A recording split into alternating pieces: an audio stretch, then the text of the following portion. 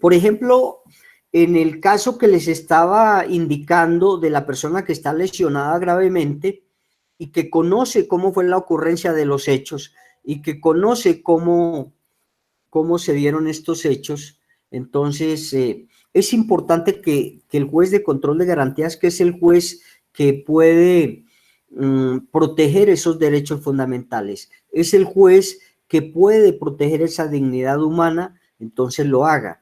Y por eso también en estas pruebas anticipadas es fundamental e importante que se lleve a cabo ante el Ministerio Público, porque la función, recuerden ustedes, del Ministerio Público también es la defensa y protección de los derechos fundamentales en estas diligencias de pruebas anticipadas.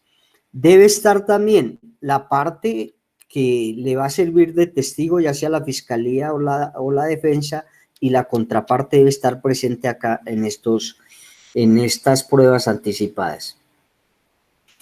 No sé si ya lograrían ingresar los otros, no sé. No, profe, no han podido ingresar. Giovanni dice que no ha podido. Y hay un sinnúmero de personas. Está Karen Duque, está Guillermo, Mojica, Ángela Alba, como unos 10 que no han podido ingresar.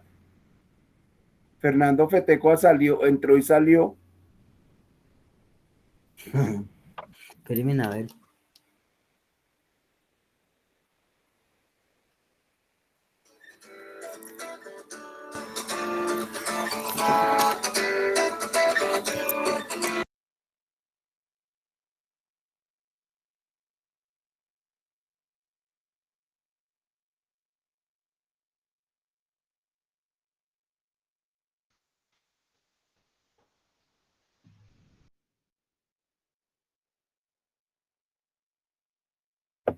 ¿Quién es Daniel Castillo?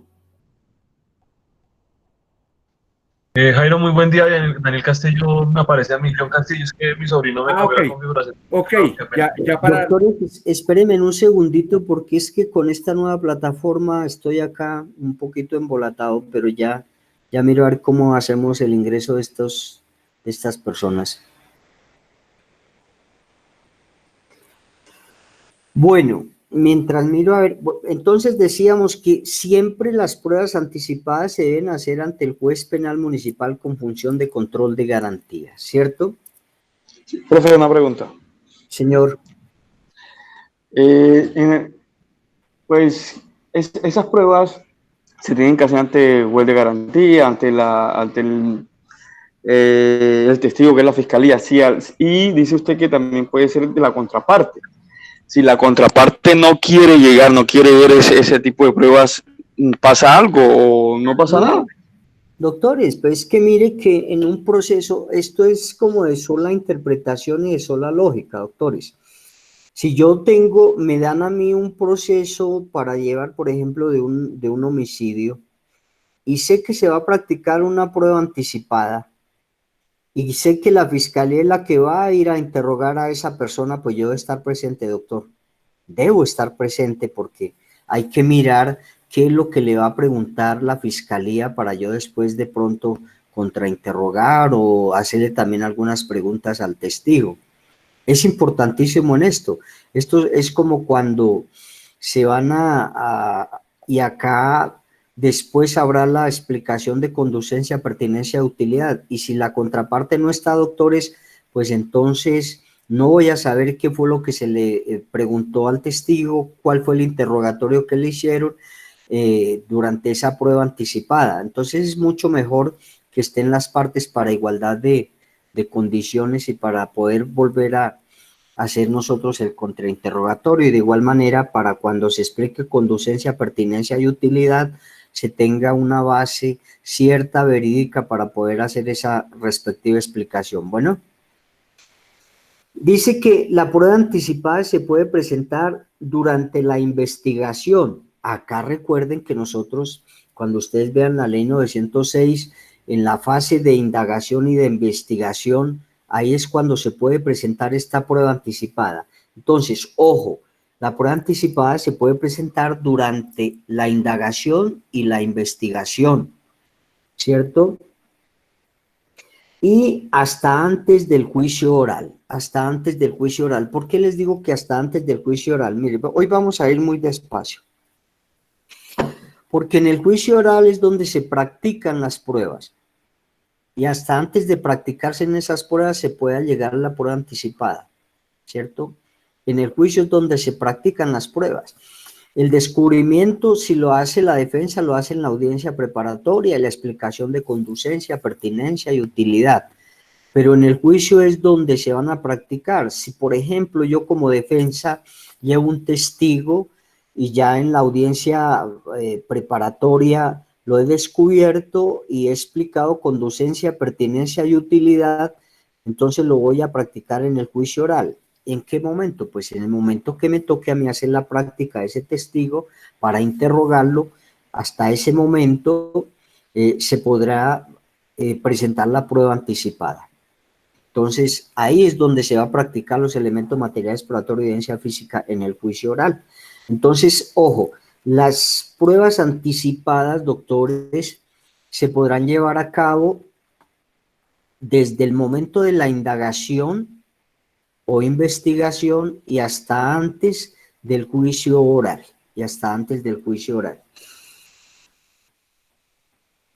Estas pruebas anticipadas, doctores, pueden ser solicitadas por la Fiscalía, la Defensa o el Ministerio Público.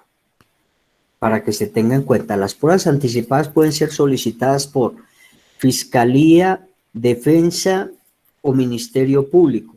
Recuerden ustedes, y tengan claro esto, doctores, porque ustedes van a ver de aquí en adelante otra materia que es el procedimiento. Cuando el Ministerio Público sepa de alguna prueba que va a servir o que va a ser de gran utilidad dentro del proceso y que se le haya olvidado, ya sea la Fiscalía porque era prueba de la Fiscalía o ya sea la Defensa porque era prueba de la Defensa, pero el Ministerio Público a través de su delegado tiene conocimiento de esa prueba, la puede allegar, la puede incorporar dentro del proceso. Ojo con ello. Y acá la prueba anticipada la puede solicitar, la puede incorporar o puede solicitar que se incorpore dentro del proceso, bien sea la Fiscalía, la Defensa o el Ministerio Público. Quien solicite la prueba debe orientarse a probar hechos o circunstancias relacionadas con el delito, con la existencia del delito. Entonces, ojo, quien solicite la prueba debe probar hechos o circunstancias que estén relacionadas con la conducta punible, hechos o circunstancias que estén relacionadas con el delito. Tiene que demostrar esa relación entre esa prueba anticipada que va a solicitar y la ocurrencia de los hechos, con las circunstancias de tiempo, modo y lugar. Debe estar totalmente relacionada con ellos.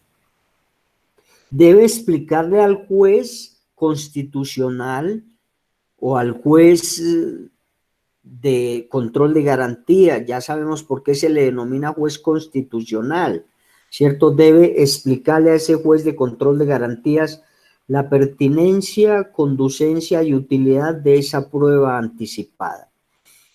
Pero nosotros debemos tener claro, doctores, ya sea la Fiscalía o la Defensa, que si es una prueba importantísima y que si no se practica en esos momentos, se puede perder, se puede destruir.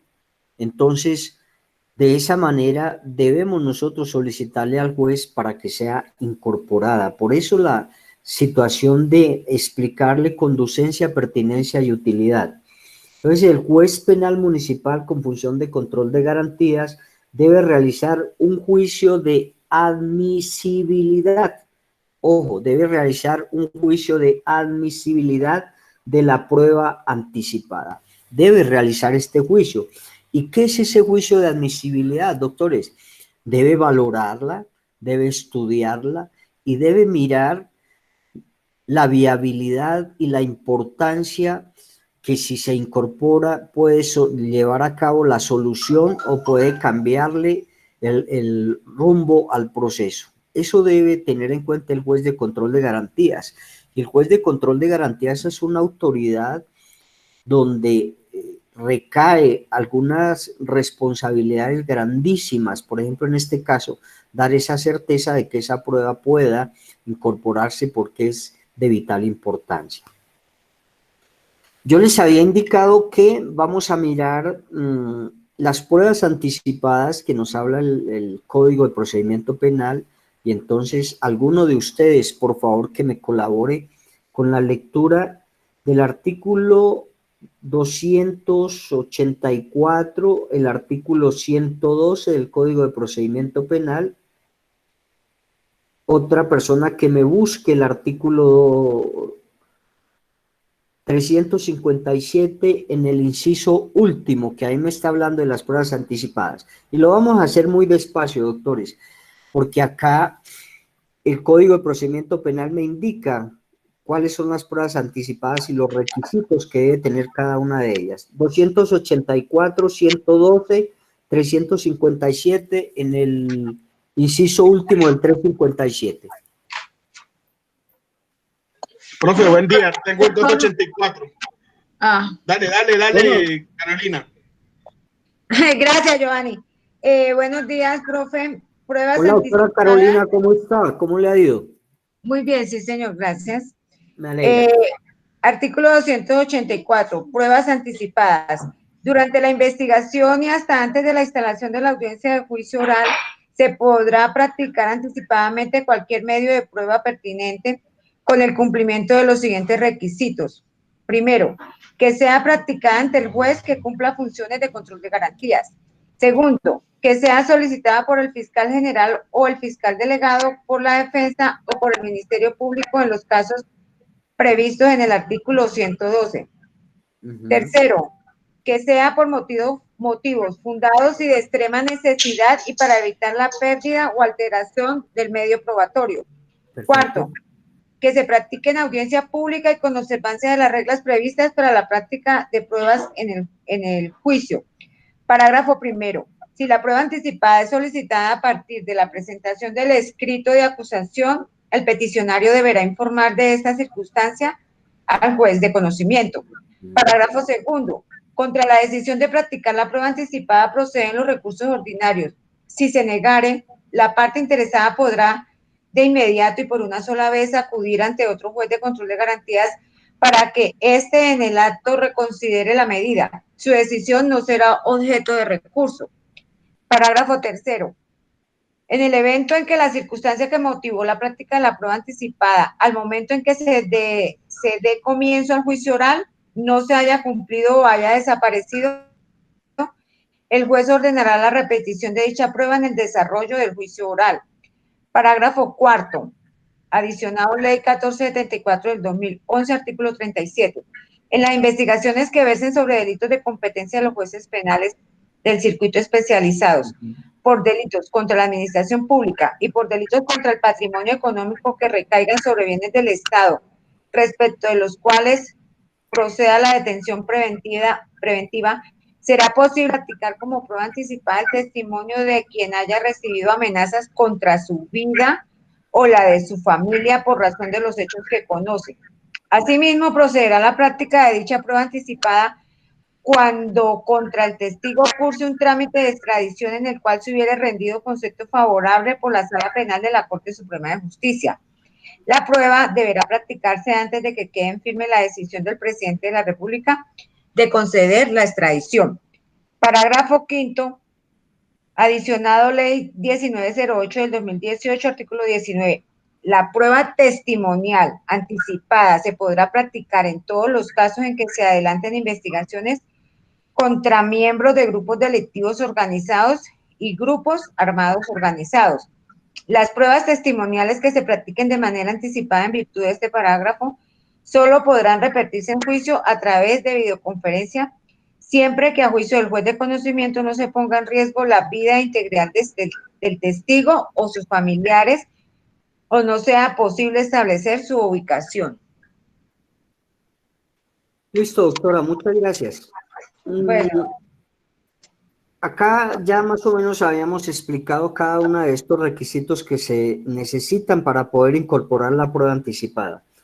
Nos decía, o ahí el numeral tercero, que sea por motivos fundados y por extrema necesidad. Siempre las pruebas anticipadas es por extrema necesidad para evitar la pérdida, alteración o deterioro de esa prueba. Pérdida, por ejemplo, como en el caso que les estaba diciendo de la persona que fue lesionada durante la ocurrencia de los hechos y hay la posibilidad de que muera, pues por eso nosotros debemos llevar a cabo o se lleva a cabo la prueba anticipada, porque se puede perder, si no se interroga a este testigo, pues entonces puede morir y después de que haya muerto, pues entonces se pierde esta prueba anticipada.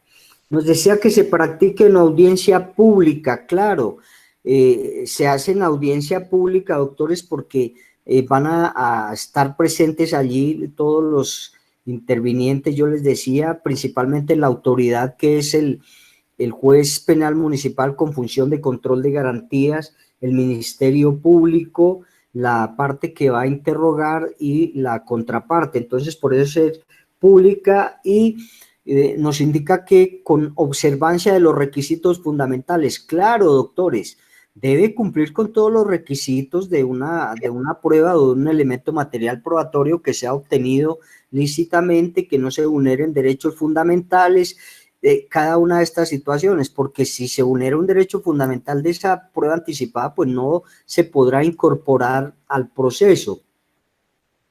Entonces, esto es más o menos la prueba anticipada que nos entrega el artículo 284 del Código de Procedimiento Penal. De igual manera nos indica que se debe, vamos a leer el artículo 111 que nos indica, ahí nos está diciendo, informando, comunicando cuando el Ministerio Público también puede llevar a cabo la prueba anticipada. Entonces, el 111, por favor, ahora sí, doctor Giovanni, si es tan amable. Listo, profe, artículo 111. Funciones del Ministerio Público. Ah, bueno, dale. Son funciones del Ministerio Público en la indagación, la investigación y el juzgamiento. Primero, como garante de los derechos humanos y los derechos fundamentales. A. Ejercer vigilancia sobre las actuaciones de los policías judiciales que puedan afectar garantías fundamentales. B.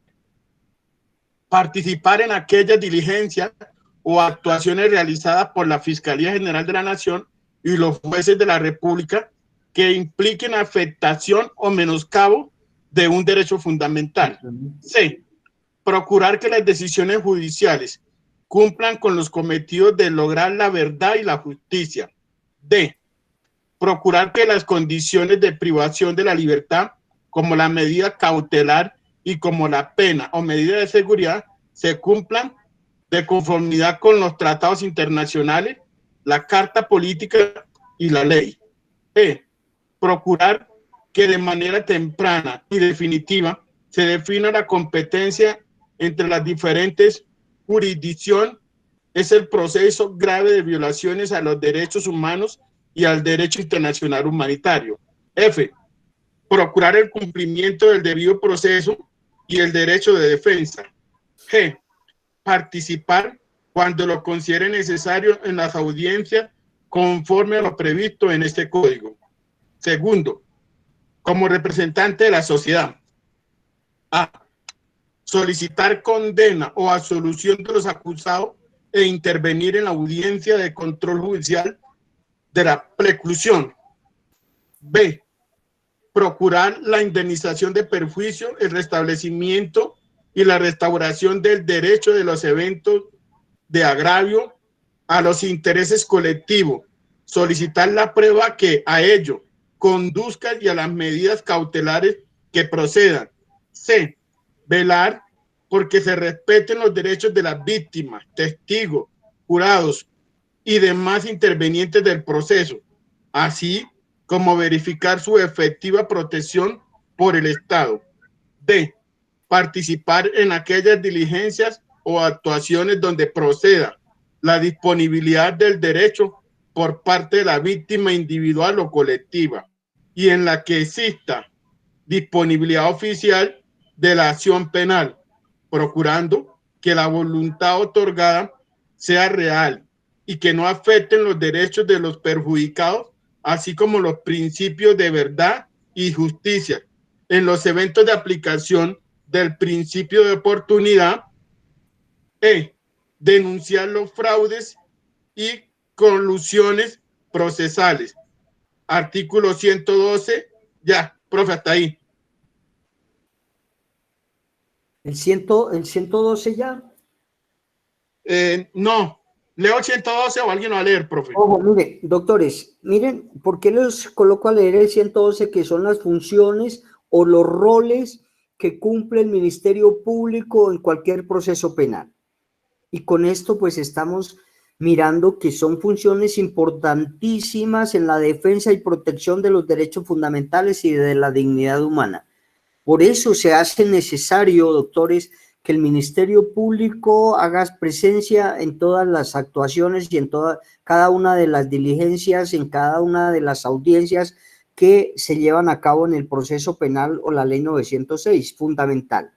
Ahora el 112 me habla a mí de las pruebas anticipadas, que el Ministerio Público tiene también esa potestad. Entonces, alguien que por favor me lea el 112.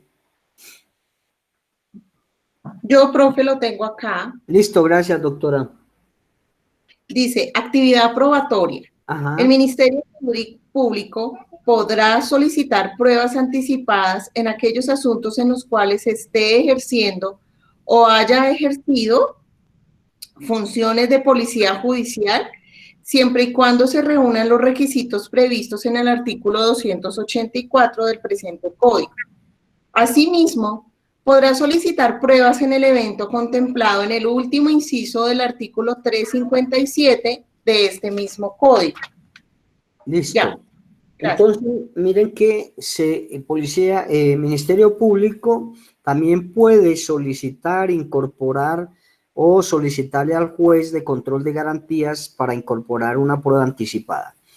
Y de igual manera ahí nos está indicando, siempre y cuando, doctores, se reúnan esos requisitos del artículo 284 que acabo de leer la doctora Carolina.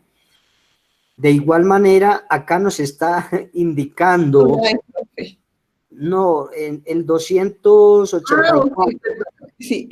112 fue el que leyó usted, doctora Zulí, y nos está indicando lo que les dije anteriormente. Vamos a mirar el artículo 357, último inciso o inciso último, para terminar de hablar las funciones del Ministerio Público en materia probatoria, las facultades que tiene el Ministerio Público. ¿Te las leo, profe? Sí, gracias.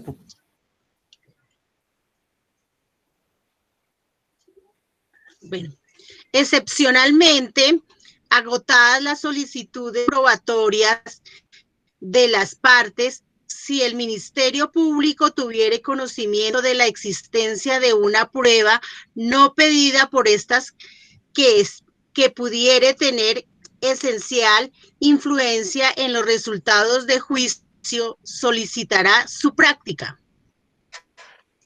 Listo. Esta es una función importantísima del Ministerio Público en cuanto se hace referencia a pruebas o al derecho probatorio, fundamental. Bien, pero también se deben reunir algunos requisitos fundamentales e importantes dentro de la solicitud de incorporación o relación de esa prueba anticipada. El solicitante debe demostrar, ojo doctores, pongan mucho cuidado, el solicitante debe demostrar, debe acreditar que existen motivos fundados y de extrema necesidad, ojo, debe acreditar que existen motivos fundados y de extrema necesidad para la práctica de la prueba antes del juicio o para la práctica de la prueba anticipada. Debe demostrar, doctores, al juez de control de garantías, debe acreditar que existen motivos fundados para poder incorporar esa prueba.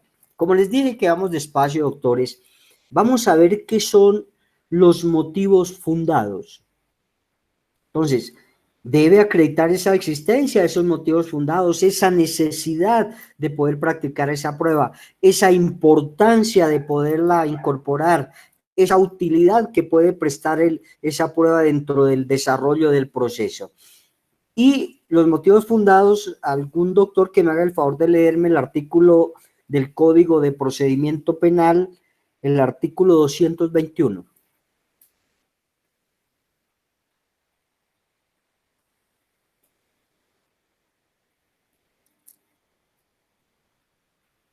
Para mirar qué son los motivos fundados. Doctor, aló. Sí, señor. Aló. Aló. Doctor, aló. Artículo 221, respaldo probatorio para los motivos fundados. Dice, los motivos fundados de que trata el artículo anterior deberán ser respaldados, al menos en informe de policía judicial, declaración jurada de testigo o informante, o en elementos materiales probatorios y evidencia física que establezcan con verosimilitud la vinculación del bien por registrar con el delito investigado. Cuando se trate de declaración jurada de testigo, el fiscal deberá estar presente con miras a un eventual interrogatorio que le permita apreciar mejor su credibilidad. Si se trata de un informante, la policía judicial deberá precisar al fiscal su identificación y explicar por qué razón le resulta confiable. De todas maneras, los datos del informante serán reservados, inclusive para los efectos de la audiencia ante el juez de control de garantías. Cuando los motivos fundados surjan de la presencia de elementos materiales probatorios, tales como evidencia física, videos o fotografías, fruto de seguimientos pasivos, el fiscal, además de verificar la cadena de custodia, deberá exigir el diligenciamiento de un oficio pro forma, en donde, bajo juramento, el funcionario de la Policía Judicial certifique que ha corroborado la corrección de los procedimientos de recolección, embalaje y conservación de dichos elementos. Eso sería, doctor. Muchas gracias. Como yo les hablaba de los requisitos, como todo elemento material probatorio que se vaya a incorporar en el proceso debe cumplir con estos requisitos fundamentales, doctores. La obtención de esos elementos materiales probatorios, acá estamos hablando de la prueba anticipada, debe cumplir con esa obtención que reúna los requisitos constitucionales y legales, debe cumplir con el embalaje de esa prueba, de qué manera se puede llevar ese embalaje y con la cadena de custodia. Nosotros más adelante vamos a mirar en qué consiste ese embalaje en otra sesión y en qué consiste la cadena de custodia del artículo 254 del Código de Procedimiento Penal. Pero acá nos está hablando desde la prueba anticipada, nos está diciendo que la prueba anticipada debe reunir esos requisitos fundamentales para poderla incorporar, para poderla llegar al proceso, para poderle decir al juez penal municipal con función de control de garantías que esta prueba es anticipada y que reúne los requisitos. Por eso también les indicaba que se debe explicar la conducencia, pertinencia y utilidad. Y nos dice que deberán ser respaldados, al menos por el informe pericial de policía judicial, nos indica también por alguna declaración jurada de testigos.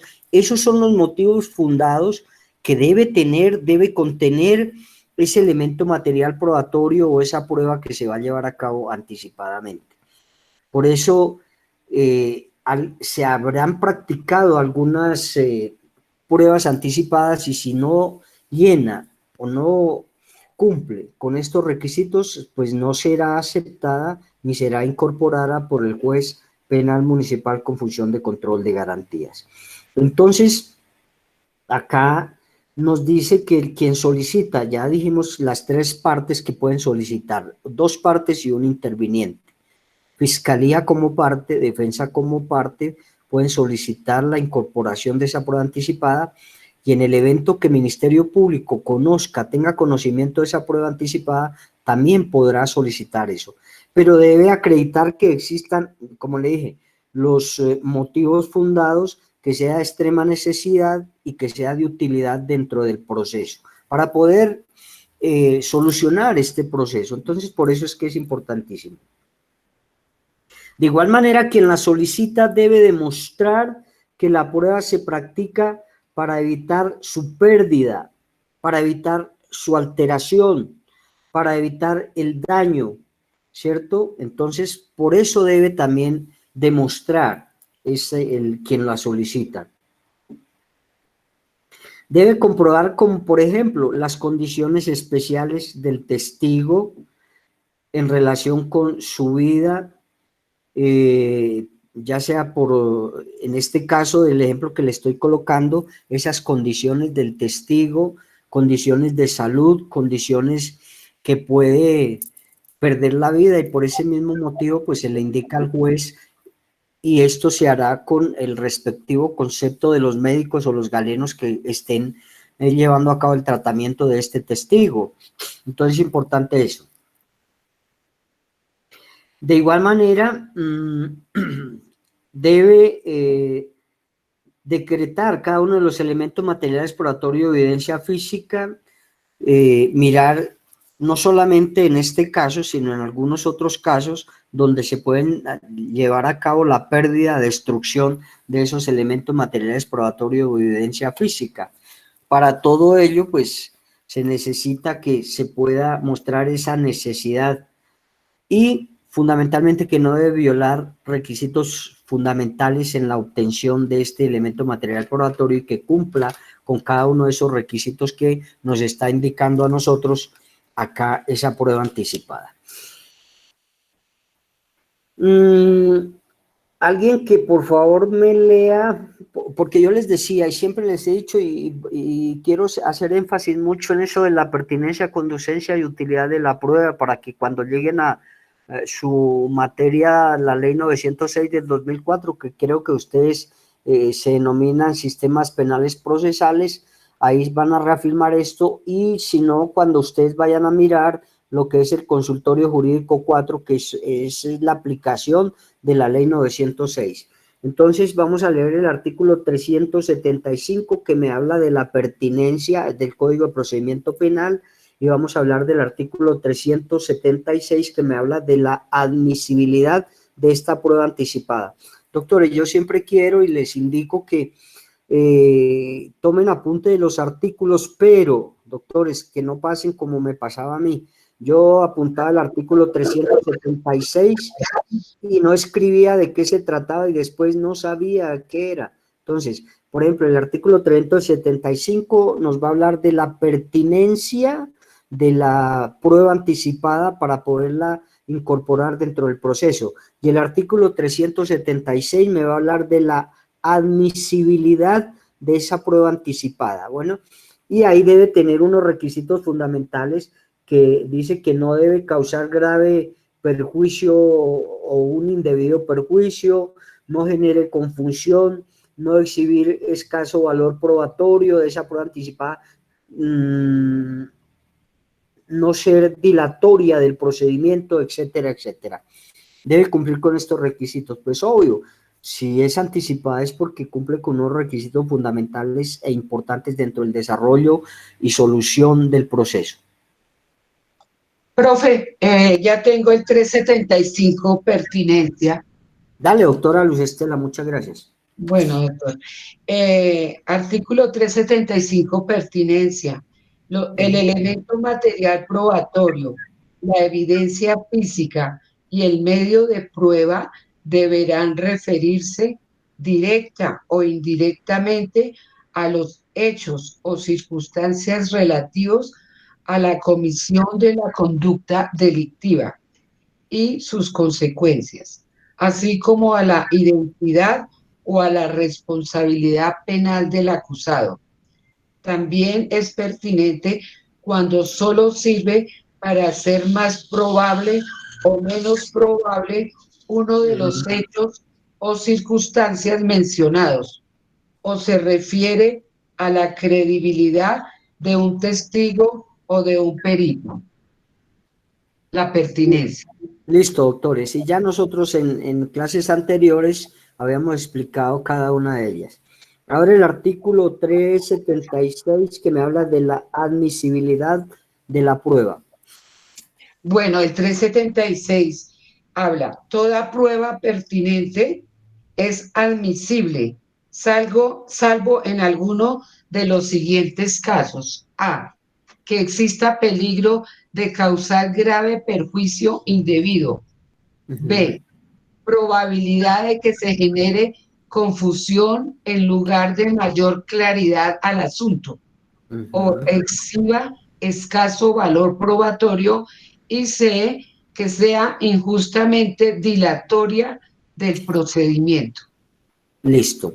Ahí nos indica toda prueba pertinente o conducente se podrá incorporar al proceso, ¿cierto? Pero acá nos indica que esa admisibilidad de la prueba no debe vulnerar estos requisitos que nos acaba de leer la doctora Luz Estela. No debe causar un grave perjuicio o un perjuicio indebido dentro del proceso, que no genere una confusión, doctores. Una prueba siempre tiene que darle la certeza a quien la presenta y sobre todo la certeza a quien va a decidir sobre ese elemento material probatorio. No debe existir ninguna confusión entre una y otra, porque si existe confusión en el elemento material probatorio, pues no lo irán a inadmitir, O si hay alguna duda en alguna de esas situaciones, recuerden que se resolverá esta duda que se presente en un proceso, siempre se resolverá en favor del procesado. Que tenga no se podrá presentar si no exhibe un valor probatorio de alta utilidad, ¿cierto? Y la práctica de la prueba anticipada también que no se distancie del procedimiento y que se relacione con el hecho ocurrido. La práctica de la prueba anticipada será igual a y se llevará a cabo en audiencia pública del juicio. Estará sujeto a los principios de contradicción, estará sujeto a los principios de oralidad, estará presente a los principios de concentración, pero decíamos que no, o que excepcionalmente no cumple con el principio de inmediación porque se hace en un momento procesal diferente. Bien.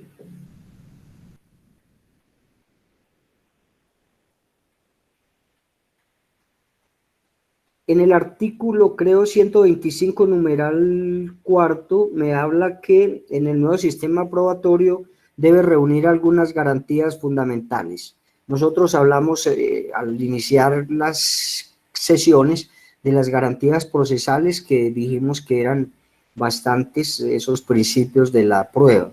Entonces, alguien que me lea el numeral cuarto del artículo 125 del Código de Procedimiento Penal, por favor. Y terminamos con la prueba anticipada para dar inicio, para dar paso, para dar camino a la prueba extraprocesal de sobreviniente.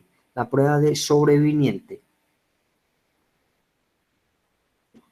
Profe, aquí lo tengo. Numeral cuarto del artículo 125, deberes y atribuciones especiales. El numeral 4 dice, controvertir las pruebas, aunque sean practicadas en forma anticipada al juicio oral. Listo. Entonces, acá también nos dan una garantía, esa es una garantía procesal del numeral 4 del artículo 125. Se debe contradecir, claro, no porque sea anticipada y cumpla con algunas utilidades y cumpla con algunos requisitos fundamentales y que nos lleve a esclarecer los hechos, no se pueda controvertir. Por eso yo anteriormente les decía que acá se debe tener en cuenta el principio de contradicción, el principio de oralidad, el principio de concentración, etcétera, para poder llevar a cabo esa incorporación dentro del proceso. Con esto terminamos una prueba extraprocesal que es la anticipada, antes de.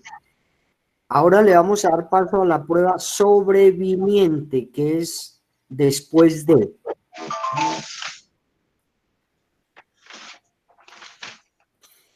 Si teníamos en cuenta la anticipada que era antes del momento procesal, tanto de la Fiscalía como de la Defensa, acá la sobreviniente, doctores, es que se da después de esos momentos procesales de cada una de las partes. Es decir, se va a dar después de la audiencia preparatoria, después de haber hecho o realizado la audiencia preparatoria, pues si no se llevó a cabo ahí esa prueba, pues entonces ya no hay otro momento procesal que esté indicado por nuestra norma constitucional y penal. Entonces, después de estos momentos procesales ya viene a ser una prueba sobreviniente, sobreviene después de la audiencia preparatoria. Entonces dice que la prueba sobreviniente, doctores, la prueba sobreviniente es toda declaración o elemento material probatorio realizado por fuera del juicio oral, utilizada para probar o excluir uno o varios elementos del delito. Ojo con ello. Entonces, es la prueba, dice que es toda declaración o todo elemento material probatorio por fuera del juicio. Pero ojo, lo que acá, de igual que la anticipada, pues no podemos decir que se pueda dar también, habrá algún momento en el cual se podrá incorporar esta prueba de sobreviniente. Y debe probar, debe demostrar algunas circunstancias o algunos elementos que estén relacionados con el hecho, que estén relacionadas con las circunstancias de tiempo, modo y lugar. Puede ser también un testigo, doctores, que no se pudo interrogar o no se pudo descubrir por alguna de las partes en su momento procesal y que después de la audiencia preparatoria se encuentra este testigo. Entonces, por eso se llama sobreviniente, sobreviene después del momento procesal. Y debe estar relacionada, los elementos o el testimonio que dé, puede estar o debe estar relacionada con los hechos. Acá en esta prueba, doctores, debe también verificar, y acá me voy a demorar un poquito, debe verificar circunstancias de menor punibilidad o circunstancias de mayor punibilidad. En esta prueba sobreviniente debe indicar o debe verificar, debe dar a entender si existen, con esta prueba se van a demostrar circunstancias de menor punibilidad o circunstancias de mayor punibilidad. Teniendo en cuenta nosotros y lo que les explicaba en sesiones anteriores, las circunstancias de menor punibilidad hacen que la pena a imponer pues sea más benigna, ¿cierto? Y las circunstancias de mayor punibilidad o agravantes también, que se denominan, nos indica que la conducta punible desplegada por el sujeto activo, el que causó el daño, la cometió teniendo en cuenta una circunstancia de mayor punibilidad, es decir, donde el hecho ocurrido se agrava o se agrava la conducta. Para ello, pues vamos a mirar, doctores, algunos artículos y vamos simplemente a hacer la lectura, pero para que tengamos ahí claro y presente. Las circunstancias de menor punibilidad o atenuantes, como les decía, hacen que la imposición por parte del juzgador de esa pena sea más benigna, ¿cierto?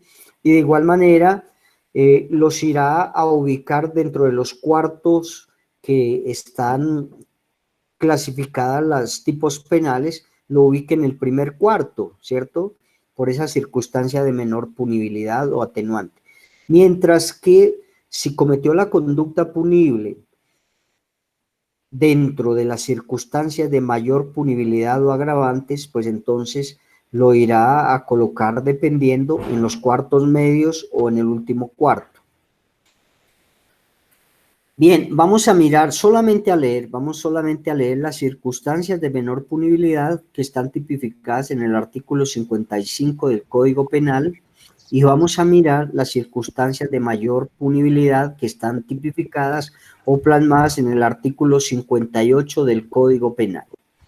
Para saber, ¿son atenuantes o agravantes? Pero acá la ley 599 del 2000 me habla de circunstancias de menor punibilidad o circunstancias de mayor punibilidad que vienen a ser de igual manera atenuantes o agravantes. Artículo 55, por favor. Sí, doctor. Gracias, doctor Diego. Dice, circunstancias de menor punibilidad. Son circunstancias de menor punibilidad siempre que no hayan sido previstas de otra manera. Primero, numeral primero, la carencia de antecedentes penales.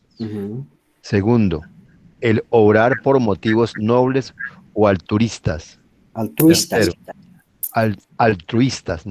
Tercero, el obrar en estado de emoción, pasión, excusables o de temor intenso.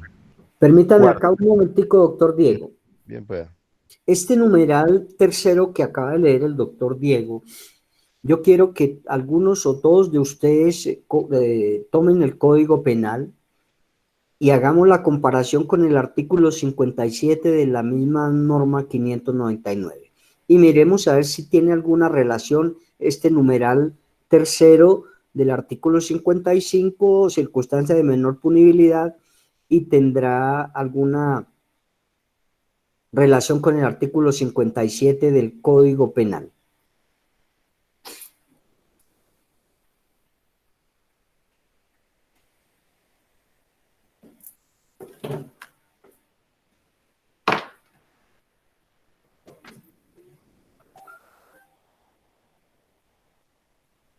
Sí, claro, profe, tiene mucha relación porque el artículo 57 del Código Penal nos habla de la ira o intenso dolor.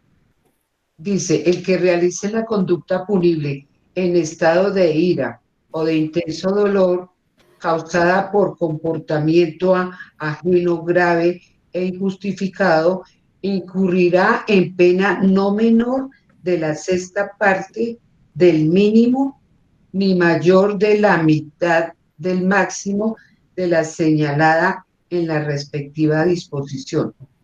Listo. Entonces miren que una persona que esté inmersa en este artículo 57 de la ley 599 del 2000, pues también tendrá un beneficio y será una circunstancia de menor punibilidad. La situación de la ira, intenso dolor. Muchas personas me habían indicado que había salido de nuestra norma penal y no, eso no ha salido, sí, siempre está ahí, de aquellas situaciones donde yo les decía que el derecho penal es cambiante, ¿no? Teniendo en cuenta algunas circunstancias económicas, políticas, sociales, religiosas, culturales, etcétera.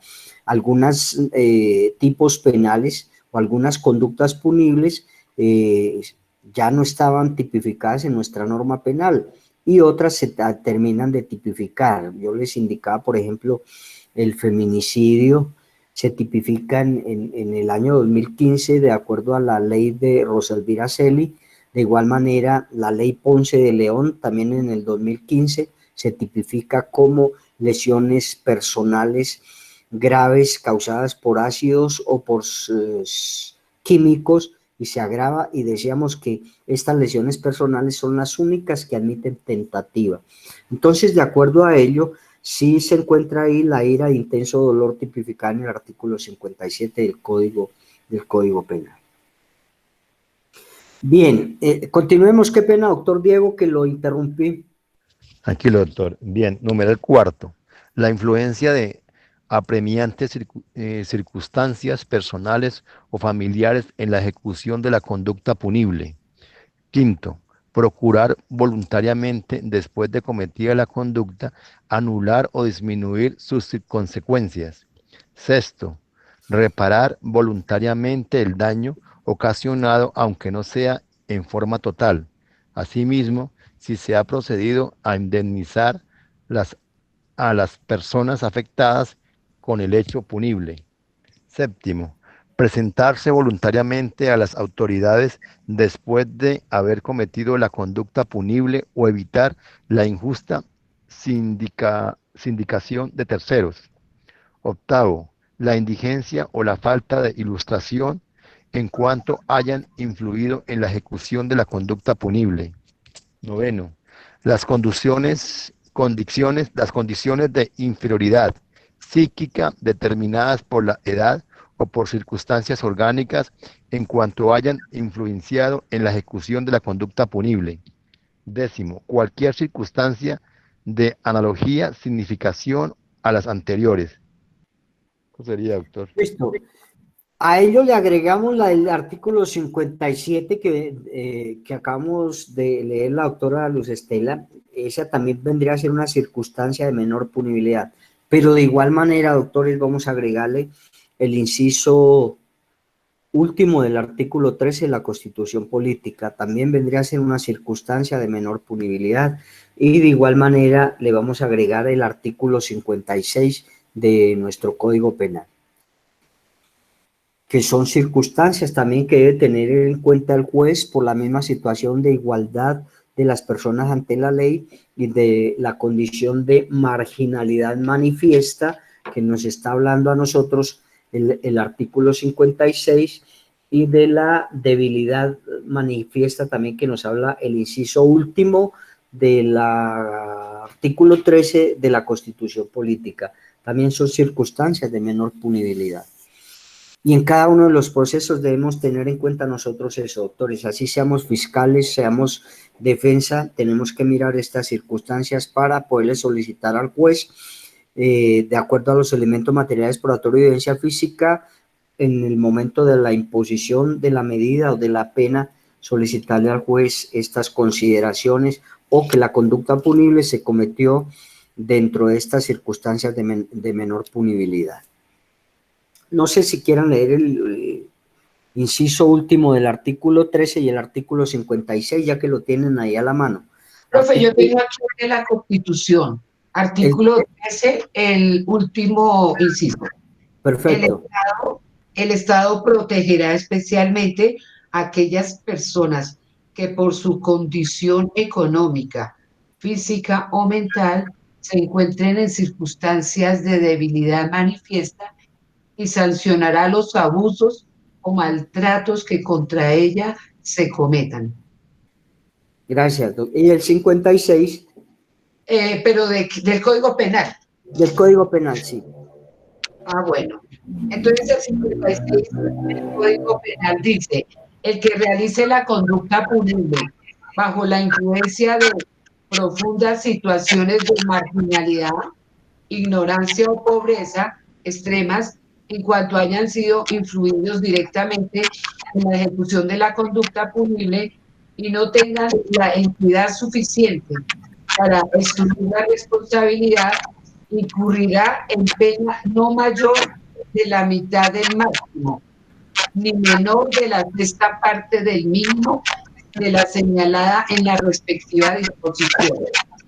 Listo, gracias. Vean que eso es también un beneficio que le da por hallarse inmerso en la comisión de la conducta punible dentro de este artículo 56 del Código Penal. Bien,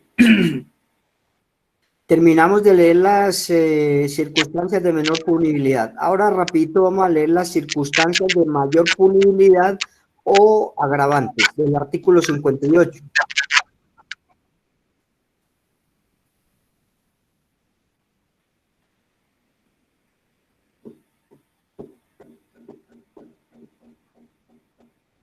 Acá lo tengo, profe. Bueno, gracias, doctora Zulay. Circunstancias de mayor punibilidad. Son circunstancias de mayor punibilidad siempre que no hayan sido previstas de otra manera. Primero, ejecutar la conducta punible sobre bienes o recursos destinados a actividades de utilidad común o a la satisfacción de necesidades básicas de una colectividad. Ejecutar la conducta punible por motivo abyecto, fútil o mediante precio, recompensa o promesa remuneratoria. Que la ejecución de la conducta punible está inspirada en móviles de intolerancia y discriminación referidos a la raza, la etnia, la ideología, la religión o las creencias, sexo o orientación sexual o alguna enfermedad o minusvalía de la víctima. Cuarto, emplear en la ejecución de la conducta punible medios de cuyo uso pueda resultar peligro común. Quinto, ejecutar la conducta punible mediante ocultamiento con abuso de la condición de superioridad sobre la víctima o aprovechando circunstancias del tiempo, modo, lugar que dificulten la defensa del ofendido o la identificación del autor o partícipe. Sexto, hacer más nocivas las consecuencias de la conducta punible. Séptimo, ejecutar la conducta punible con quebrantamiento de los deberes que las relaciones sociales o de parentesco impongan al sentenciado respecto de la víctima. Octavo, aumentar deliberada e inhumanamente el sufrimiento de la víctima, causando a esta padecimientos innecesarios para la ejecución del delito.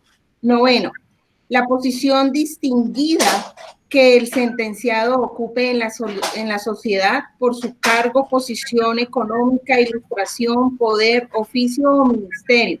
Décimo, obrar en coparticipación criminal. 11. Ejecutar la conducta punible valiéndose de un inimputable. 12. Cuando la conducta punible fuere cometida contra servidor público por razón del ejercicio de sus funciones o de su cargo, salvo que tal calidad haya sido prevista como elemento o circunstancia del tipo penal. 13. Cuando la conducta punible fuere dirigida o cometida total o parcialmente desde el interior de un lugar de reclusión por quien estuviese privado de su libertad o total o parcialmente fuera del territorio nacional. 14. Cuando se produjere un daño grave o una irreversible modificación del equilibrio ecológico de los ecosistemas naturales. 15. Cuando para la realización de la conducta punible se hubieran utilizado explosivos, venenos u otros instrumentos o artes de similar eficacia destructiva. 16. Cuando la conducta punible se realice sobre áreas de especial importancia ecológica o en ecosistemas estratégicos definidos o por la ley o los reglamentos. 17. Cuando para la realización de las conductas punibles se utilicen medios informáticos, electrónicos o telemáticos. 17, sí, bueno, dice, cuando la conducta punible fuere cometida total o parcialmente en el interior de un escenario deportivo o en sus alrededores o con ocasión de un evento deportivo, antes, durante o con posterioridad a su celebración. Ya, pues. Muchas gracias. Entonces, mire que estas son circunstancias de mayor y de menor punibilidad que debemos tener en cuenta en la comisión de una conducta punible y que acá en la prueba sobreviniente nos están indicando que se debe tener en cuenta para poderla incorporar o para poderla allegar al proceso. Entonces dice que la prueba sobreviniente está entonces determinada por algunos hallazgos, algunos elementos materiales probatorios que se puedan obtener después de los diferentes momentos procesales que nosotros tenemos para incorporar las pruebas. Entonces también nos indica que debe darle un convencimiento verídico al juez, una convicción de vital trascendencia y que solamente pudo conocerse con posterioridad a la audiencia preparatoria. Con posterioridad a la audiencia preparatoria. Y que cuya ausencia, es decir, de este elemento material probatorio de evidencia física, la ausencia de elemento material probatorio puede perjudicar de manera ostensible, de manera importante el desarrollo del proceso. Puede, si no se practica esta prueba sobreviniente, puede inclusive cambiar la decisión del juzgador, ¿cierto? Puede perjudicar gravemente el derecho de defensa y puede perjudicar gravemente el debido proceso. Ambas, tanto la anticipada como la prueba sobreviniente, pues de igual manera pueden provocar estas menos situaciones para que se lleve a cabo el proceso. Entonces, en este caso, si no se presenta, si no se allega a esta prueba, pues entonces va en detrimento del debido proceso, el detrimento de la contraparte, el detrimento de poder dar el convencimiento al juez para que él pueda en últimas, de acuerdo a la valoración y estudio de esta prueba, poder dar una decisión. Profe, Señora. yo tengo algo que ayer encontré por ahí estudiando un ratico. Dice que una sentencia de casación.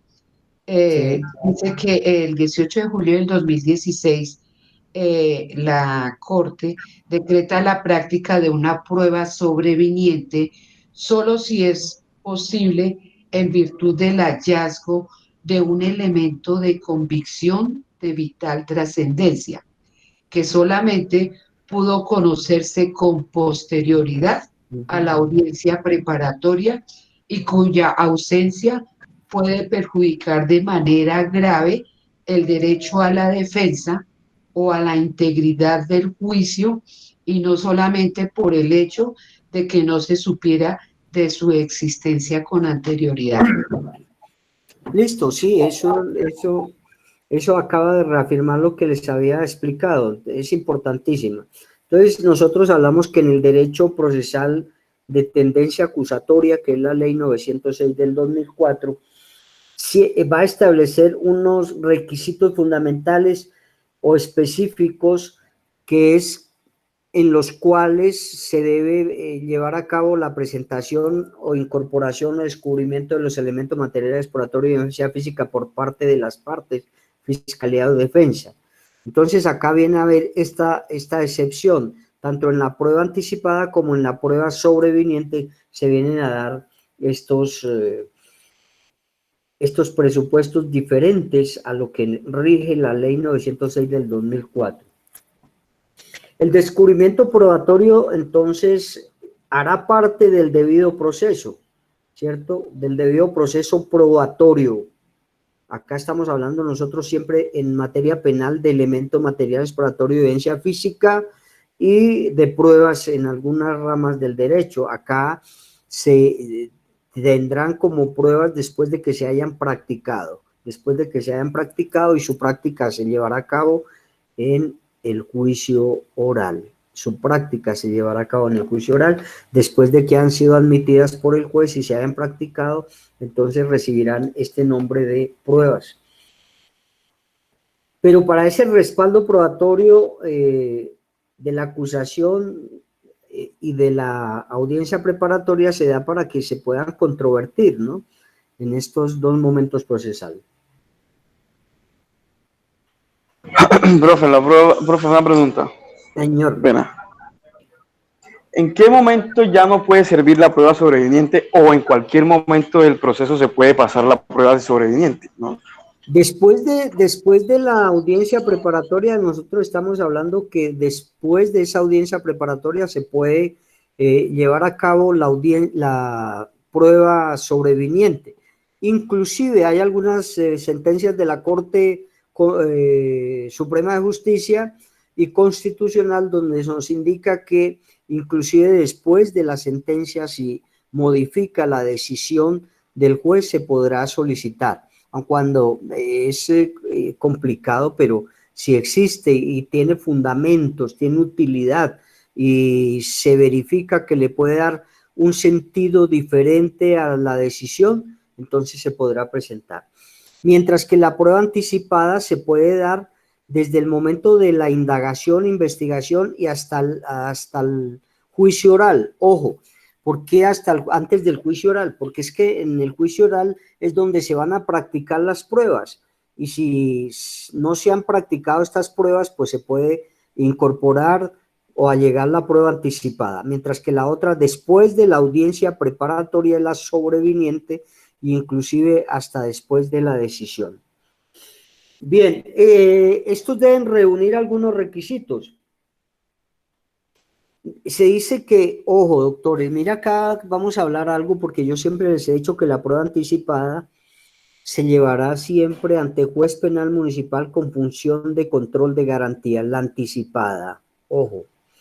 Y acá nos indica que cuando el fiscal remita al juez de conocimiento el escrito de acusación y sus anexos, entonces acá lo puede hacer también para llevar a cabo esa prueba anticipada, solicitarle que se haga esa prueba anticipada, que no se espere hasta la fecha de la formulación de acusación, que por cada uno de los requisitos que nosotros conocemos que se pueda perder, alterar o destruir, entonces acá en el escrito de acusación que se pueda presentar, también se puede solicitarle al juez penal municipal con función de control de garantías esa prueba. Alguien, por favor, que me lee el artículo 336 y 337 para vamos a ver en qué momento es que se presenta el escrito de acusación y en qué momento se lleva a cabo la audiencia de acusación. 336 y 37 del Código de Procedimiento Penal. No me está rindiendo. Profe, aquí yo lo tengo. Dale, doctora. Dice, artículo 336, requisitos formales. Presentación de la acusación. El fiscal presentará el escrito de acusación ante el juez competente para adelantar el juicio cuando de los elementos materiales probatorios, evidencia física o información legalmente obtenida, se pueda afirmar con probabilidad de verdad que la conducta delictiva existió y que el imputado es su autor o partícipe. Listo. Siguiente, 337. Bueno, profe, 337. Contenido de la acusación y documentos anexos. El escrito de acusación deberá contener: 1. La individualización concreta de quienes son acusados, incluyendo su nombre, los datos que sirvan para identificarlo y el domicilio de citaciones. 2. Una relación clara y sucinta de los hechos jurídicamente relevantes en un lenguaje comprensible. 3.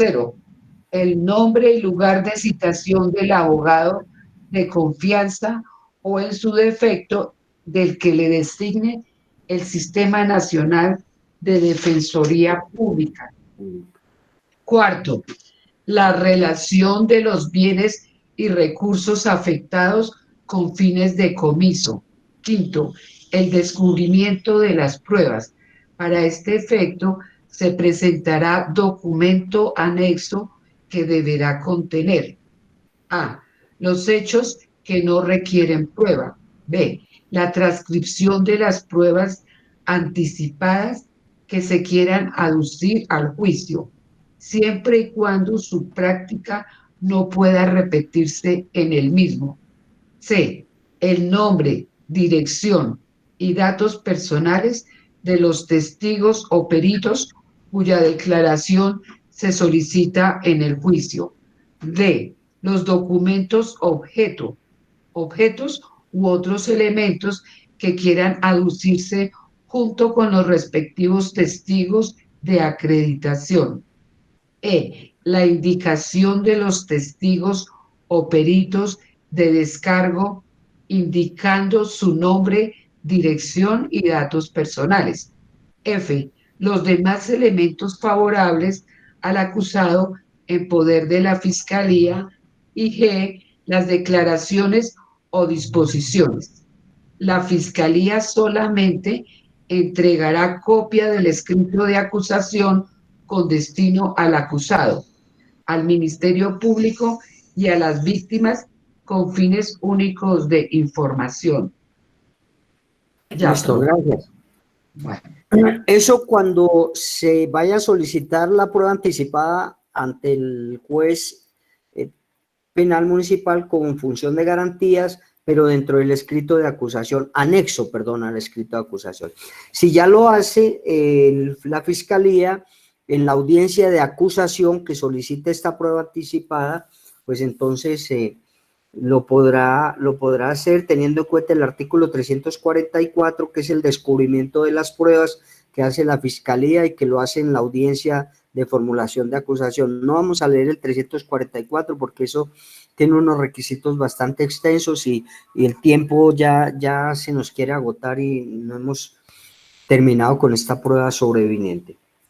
Otro es cuando se aclaran o se explican en audiencia preparatoria cada uno de estos momentos procesales. Entonces, acá también se puede solicitar esa prueba anticipada. De esta manera, en el artículo 356, si ustedes lo quieren apuntar, se encuentra ahí lo que es estos requisitos fundamentales. Entonces, así el juez directamente tendrá la posibilidad, tendrá la decisión, tendrá esa situación de poder incorporarlos o no, de acuerdo al estudio, de acuerdo a cada uno de los elementos materiales probatorios y evidencia física que se le presenten tanto en la prueba anticipada como en la prueba sobreviniente. Bien, creo que con ello pues nos damos por, o hemos terminado ya lo que es las pruebas extraprocesales o elementos materiales probatorios extraprocesales anticipada y sobreviniente. Vamos nosotros ahora a mirar, si quieren, a solo leer, doctores, solo leemos el 344 y el 346 del Código de Procedimiento Penal. Hacemos una lectura rápida de ello para entrar a mirar qué son las medidas cautelares.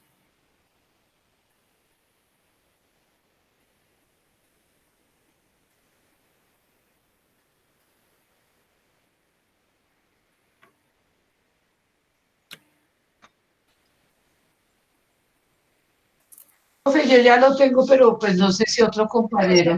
Profe, discúlpame, tú me regalas. 44. Qué pena. Señora. ¿Qué artículo fue que 44.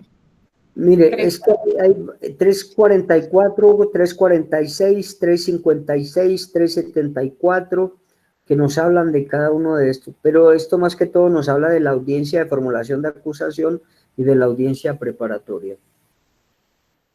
Bueno, 344, artículo 344. Dale, Dentro gracias. de la audiencia de formulación, de acusación, se cubrirá lo relacionado con el descubrimiento de la prueba. A este respecto, la defensa podrá solicitar al juez de conocimiento que ordene a la Fiscalía o a quien corresponda el descubrimiento de un elemento material probatorio específico y evidencia física de que tenga conocimiento, y el juez ordenará si es pertinente descubrir, exhibir o entregar copia según se solicite, con un plazo máximo de 3 días para su cumplimiento. La Fiscalía, a su vez, podrá pedir al juez que ordene a la defensa entregarle copia de los elementos materiales de convicción, de las declaraciones juradas y demás medios probatorios que pretenda hacer valer en el juicio. Asimismo, cuando la defensa piense hacer uso de la inimputabilidad en cualquiera de sus variantes, entregará a la Fiscalía los exámenes periciales que le hubieran sido practicados al acusado. El juez velará porque el descubrimiento sea lo más completo posible durante la audiencia de formulación de acusación. Sin embargo, si durante el juicio alguna de las partes encuentra un elemento material probatorio y evidencia física muy significativos que debería ser descubierto, lo pondrá en conocimiento del juez, quien, oídas las partes y considerando el perjuicio que podrá producirse al derecho de defensa y la integridad de juicio, decidirá si es excepcionalmente admisible o si se debe excluir esa prueba. Listo, entonces este es el 344 del descubrimiento de los elementos materiales probatorios por parte de la Fiscalía en la audiencia de formulación de acusación. Bien, ahí les dejo para que lean el 346, 356, 374 y vayan mirando cuando para la próxima materia. Ahora sí vamos a mirar entonces las medidas cautelares como tercer tema y como tema importante dentro del contenido programático que nos ocupa la sesión número 6 de medidas cautelares. Vamos a hablar algunas generalidades y vamos a mirar qué son. En el artículo 250 de la Constitución Política, numeral 4, nos habla también de estas medidas cautelares. Debe existir una resolución judicial motivada para poder interponer una medida cautelar.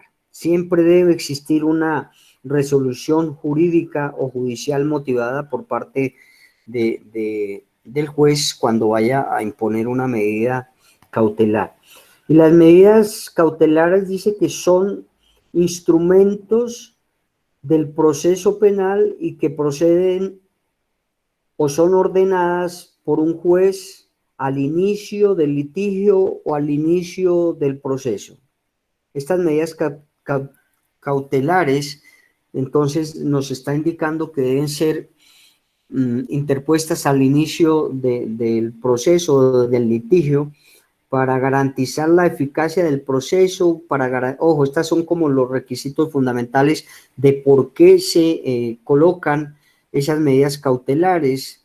Entonces, se dan estas medidas cautelares es para garantizar, primero que todo, el debido proceso, la eficacia de ese debido proceso. Y ya vamos a explicar más adelante por qué es importante. Segundo, son importantes dentro del proceso penal. Ahora más adelante vamos a mirar cómo son esas medidas cautelares dentro del proceso, dentro del Código General del Proceso. Estamos hablando acá del proceso penal. Importantes entonces para poder llevar a cabo esa eficacia del proceso, para que ese proceso no se altere, no se vulnere, toda esa situación. Segundo, dentro del proceso penal, las medidas cautelares son importantes para garantizar la indemnización integral de la víctima. Son importantes para poder garantizar esa indemnización integral a la víctima. Y también para que se cumplan, doctores, los requisitos del artículo 308 del Código de Procedimiento Penal.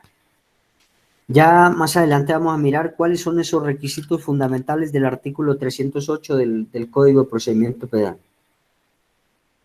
Estas medidas cautelares deben cumplir algunos requisitos fundamentales e importantes o cumplir algunos presupuestos. Se establecen de forma dependiente y deben estar relacionadas con el proceso y con las circunstancias de tiempo, modo y lugar, es decir, con la ocurrencia del hecho. Deben estar y son totalmente independientes, ¿cierto? Estas medidas cautelares. Deben de igual manera, estas se extinguen una vez se haya dictado sentencia, se extinguen o una vez haya desaparecido algunas de las causas del artículo 308. Vamos a explicar el artículo 308. Esto está dado como una medida cautelar, ya sea este artículo 308, ojo doctores, se presenta tanto en la legalización de captura como en la imposición de medida de aseguramiento preventiva. Este es requisitos del 308 como medidas cautelares, doctores, y estos requisitos del 308 son requisitos subjetivos a la persona que ha cometido o ha desplegado la conducta punible. Ojo, y indicábamos nosotros que se puede aplicar el 308 para la legalización de la captura o para la imposición de medida de aseguramiento preventiva que se dará como tercera audiencia ante el juez penal municipal con función de control de garantías. Ya hablando que se utilizan en las dos, doctores, es por lo siguiente.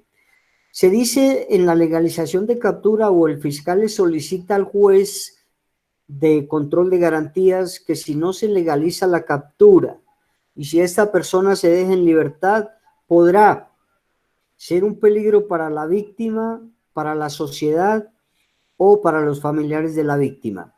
De igual manera, en la imposición de medida de aseguramiento, se le indicará que si no se le impone la medida de aseguramiento preventiva y privativa de la libertad en centro carcelario o centro domiciliario, esta persona podrá ser un peligro para la sociedad, para la víctima y sus familiares.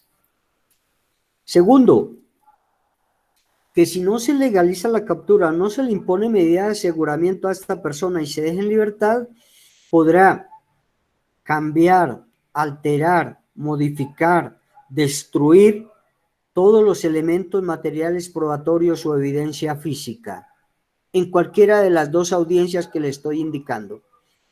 Tercero, que si no se legaliza la captura o que si no se le impone la medida de aseguramiento preventiva a este personaje, el presunto autor o partícipe de la conducta punible, no podrá presentarse, se podrá escapar, inclusive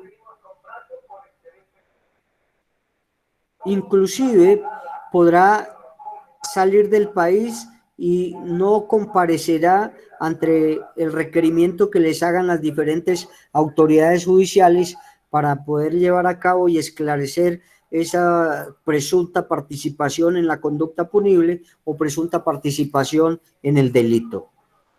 Eso es lo que nos habla el artículo 308 y que el juez, después de haber escuchado tanto a las partes, porque acá la fiscalía es quien va a solicitar que se imponga estas medidas cautelares o esta pena privativa de la libertad o imposición de medida de aseguramiento preventiva o temporal, lo solicita la fiscalía. Pero doctores, recuerden que estamos en un proceso adversarial, en un proceso que están en igualdad de condiciones las partes. Entonces, después de que haya solicitado esto la fiscalía, la defensa de igual manera irá a controvertir cada una de las pretensiones que está indicando la fiscalía. ¿Y de qué manera? Pues igual se va a decir, su señoría, con el debido respeto, no estoy de acuerdo con las pretensiones realizadas por la fiscalía y por lo tanto solicito respetuosamente que se deje en libertad a mi cliente o que no se le imponga medida de aseguramiento preventiva en centro carcelario o domiciliario por tal razón, y tienen que explicar primero si es porque es un peligro para la sociedad, para la víctima y para la comunidad, pues se le indica que no es cierto, que esta persona es una persona de bien. Acá es cuando se le puede explicar al juez el formato de arraigo, que es una persona que tiene un hogar, tiene una familia, tiene una esposa, tiene unos hijos, trabaja, es la única persona que trabaja para el sustento y suplir las necesidades básicas o prioritarias de la familia, es quien paga el colegio de los hijos, y debemos tratar de desvirtuar todas las pretensiones de la fiscalía. Segundo, pues le podemos decir al señor juez que no es cierto que esta persona vaya, si se deja en libertad, o ya sea en la legalización de captura o en la imposición de medida de aseguramiento, no es tan cierto que si se deja en libertad vaya a destruir, modificar, cambiar, ocultar los elementos materiales probatorios de evidencia física. Y tercero, pues se le indicará que no es tan cierto porque ahí se está presentando y que en cualquier momento que sea requerido por la autoridad competente estará presto a llegarse, a presentarse para poder dilucidar, para poder solucionar este proceso o presunta participación en la comisión de la conducta punible. Pero ahora, hay algunos delitos, doctores, hay algunos delitos que sí necesariamente se le tiene que imponer la imposición de medida de aseguramiento preventiva como medida cautelar. Hay otros delitos que requieren también que se legalice la captura. Claro, ojo, si se cumplen con todos los requisitos de la captura, ¿no? Si no hay violación de derechos fundamentales, si no hay violación de los requisitos constitucionales y legales dentro de esa captura, porque sin importar el delito, si hay violación de esos derechos fundamentales, hay que decretarse o solicitarle al juez de control de garantías que se decrete ilegal la captura. Eso lo tenemos que tener en cuenta, doctores, ojo. Porque si bien es cierto que hay algunos delitos que requieren, por ejemplo, que se deje privado de la libertad en la captura, también es cierto que si se vulneraron derechos fundamentales dentro de esa captura, pues la captura será ilegal, de acuerdo al artículo 303, creo, del Código de Procedimiento Penal, que me indica los derechos del capturado. Creo que es el 303 o 302, bueno, no estoy seguro, alguien me rectifica. Creo que es el 303. Y si se vulnera algún derecho fundamental en la captura, pues no se podrá privar de la libertad ni tenerse eso como una medida cautelar. Pero si se cumplen con todos los requisitos, doctores, y si se deja privada la libertad, entonces en ese evento se podrá alegar bien la legalización de la captura o no. De igual manera, la imposición de medida de aseguramiento preventiva en centro carcelario, pues hay unos delitos que necesariamente requieren que se coloque la imposición de medida de aseguramiento preventiva en centro carcelario o domiciliario como medida preventiva. Entonces, de esta manera se dan estas dos privaciones de la libertad temporales para como medidas cautelares. Nos hablan, creo que en el artículo 314 del Código de Procedimiento Penal, ahí nos indican los delitos que requieren la imposición cautelar o medida preventiva de imposición de medida de aseguramiento. Entonces ahí creo que al final del artículo 314 me indica cuáles delitos requieren necesariamente esa privación temporal de la libertad. Sin embargo, cuando nosotros miremos, doctores, o vean con otro profesor el procedimiento penal, se van a dar cuenta, doctores, que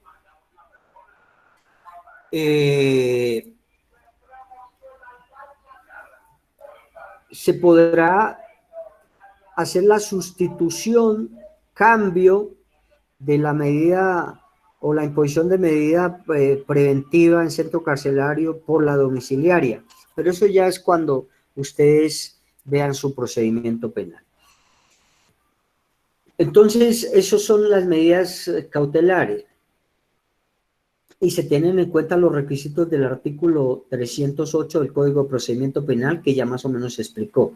Existen algunos tipos de medidas cautelares fuera de ellas, que son tipos de medidas cautelares personales y que son las que limitan la libertad de las personas y recaen sobre el imputado o el acusado, ¿cierto? Limitan esa libertad de la persona. Recuerden que cuando una persona es privada de la libertad, así sea transitoriamente por la imposición de medida de aseguramiento, lo que se está privando es el derecho de locomoción de estas personas. Entonces acá se priva el derecho de locomoción. De igual manera, otro de los tipos de medidas cautelares es cuando se dé el cumplimiento de la sentencia. Entonces estará indicando acá otra medida cautelar. Y la privación de la libertad, doctores, la encontramos nosotros tipificada, primero que todo, en el artículo 28 de la Constitución Política, segundo, en el artículo 32 de la misma norma superior. De igual manera, encontramos la restricción de la libertad en el artículo 295 y 296 del Código de Procedimiento Penal, pero les doy estos artículos para que leamos, ¿no? Esto pues no hace tanta referencia aquí al derecho probatorio, pero hay que enunciarlo como algunas de las medidas cautelares o de la restricción de la libertad, que en el artículo 28 está tipificado y nos aclara como derecho fundamental, constitucional y superior de esa restricción de la libertad.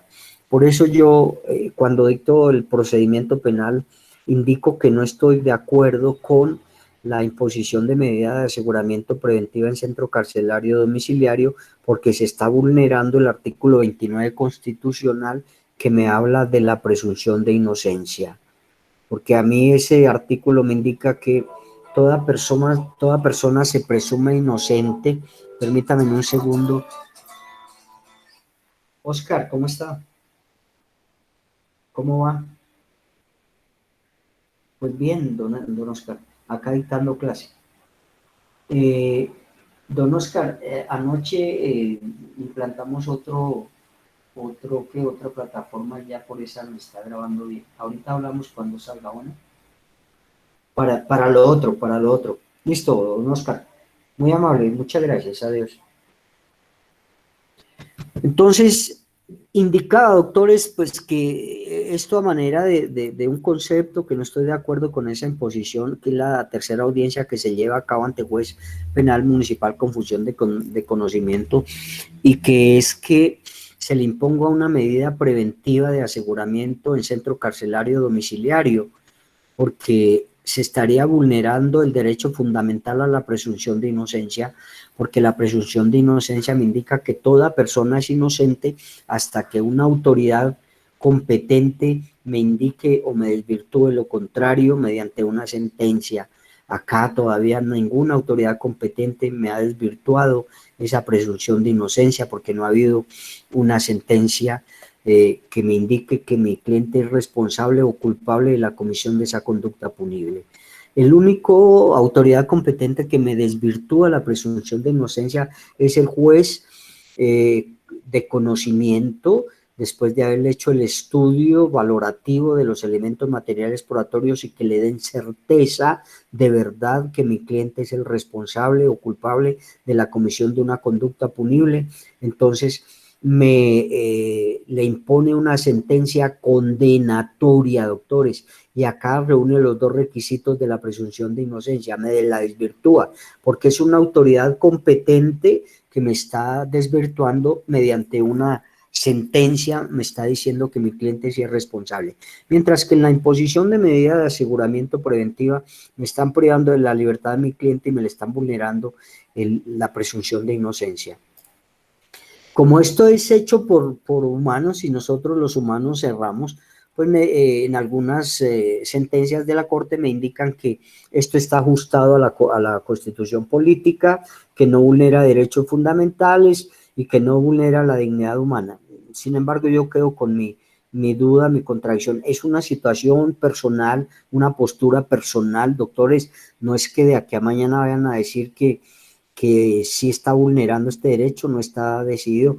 Por eso nosotros debemos leer, estudiar y mirar en qué no estamos de acuerdo, pero con sustentos jurídicos, porque acá se estaría vulnerando flagrantemente la presunción de inocencia con esta tercera audiencia de imposición de medida de aseguramiento preventiva en centro carcelario o así sea en centro domiciliario. Entonces, esto es como una acotación para que ustedes analicen, miren, busquen sentencias, a ver si se tiene algo de razón o no se tiene algo de razón. La imposición de medida de aseguramiento preventiva en centro carcelario domiciliario, nosotros las encontramos en el artículo 306, que me indica, me dice, me da a entender el conocimiento de que es esa medidas de aseguramiento preventivas, y el artículo 307 me indica las clases de medidas de aseguramiento como medida cautelar dentro del procedimiento penal. Este artículo 307 me indica que existen dos clases de medidas de aseguramiento preventivas o temporales de la persona, unas privativas de la libertad y otras no privativas de la libertad, ¿cierto? Dentro de las privativas de la libertad, ahí nos indica que son medidas de aseguramiento privativas de la libertad, la prisión, la pena privativa de la libertad, y ya sea en el domicilio o ya sea en el lugar de residencia, si nosotros logramos que esta pena privativa de la libertad se pueda conmutar, se pueda sustituir por la del domicilio, porque eso también lo podemos nosotros hacer dentro del desarrollo del proceso. La otra privativa de la libertad es, como les decía, y nos indica ese artículo, es la privativa dentro del domicilio, pero también existen algunos requisitos fundamentales para poderle solicitar al juez de control de garantías que me conmute esa pena privativa en centro carcelario por la del domicilio. Y también estas penas privativas o medidas de aseguramiento preventivas vienen a ser otras medidas cautelares de acuerdo al Código de Procedimiento Penal. Otras medidas cautelares recaen, doctores, ya dentro del procedimiento penal. Yo creo que mañana vamos a mirar el Código General del Proceso. Otras medidas cautelares recaen sobre los bienes o sobre el patrimonio de la persona que ha cometido esa conducta punible, y una de ellas es, por ejemplo, del patrimonio con lo cual va a indemnizar a la víctima, va a indemnizar a la persona que le causó el daño. Esa vendría a ser una medida cautelar y está tipificada en nuestro Código Penal y Código de Procedimiento Penal. Otra vendría a ser la fianza, también dentro del proceso penal, el embargo de algunos bienes, alguna responsabilidad civil de terceras personas y el hecho de enajenar, de que no pueden enajenar los bienes sujetos a registro. En la audiencia de formulación de imputación, terminada esta audiencia de formulación de imputación, donde el procesado no acepte cargos, entonces terminada, el juez le indica que quedarán embargados o no serán sujetos a venta, a cualquier otra negociación, los bienes que tenga esa persona sujetos a registro. No podrán ser vendidos, no podrán ser enajenados, y le indica que a partir de esta audiencia y 6 meses después no podrá vender los bienes sujetos a registro. Y se le explica, ¿no?, cuáles son los bienes sujetos a registro. Por ejemplo, si tiene un bien inmueble, si tiene un vehículo, si tiene una moto, pues son bienes que están sujetos a registro y que no podrá disponer de ellos, porque con ellos se va a garantizar la indemnización integral de la víctima. Bien, doctores, creo que por hoy terminamos. Si quedan algunas dudas o algo, entonces podemos llevarlas a cabo acá. Hoy vimos las pruebas extraprocesales, la anticipada, la sobreviniente, y vimos las medidas cautelares en materia penal. Mañana de pronto vamos a leer algunos artículos del Código General del Proceso para mirar que algunas de ellas son iguales, otras difieren en muy pocos objetivos, y así sucesivamente. Me acuerdan, doctores, mañana de leer el artículo 97 del Código de Procedimiento Penal y el artículo 92 del mismo, que me da esta explicación de enajenar esos bienes sujetos a registro, etcétera, etcétera. Entonces, doctores, muchísimas gracias, muy amables por todo. Si tienen alguna duda, pregunta, por favor, o si no, nos vemos el día de mañana a la misma hora. Excúsenme por algunas situaciones de acá de la nueva plataforma, pero a veces no soy muy diestro en esta situación, pero bueno, ahí vamos. Entonces, doctores, me alegro. Profe, no, muchas gracias. Muchas gracias. Me alegro saludarlos. Bueno, que estén muy bien. Listo, doctores, perfecto. Doctor, muy buen día, muchas gracias. Que estén muy bien. Bendición. Igual. Gracias, profe, buen día.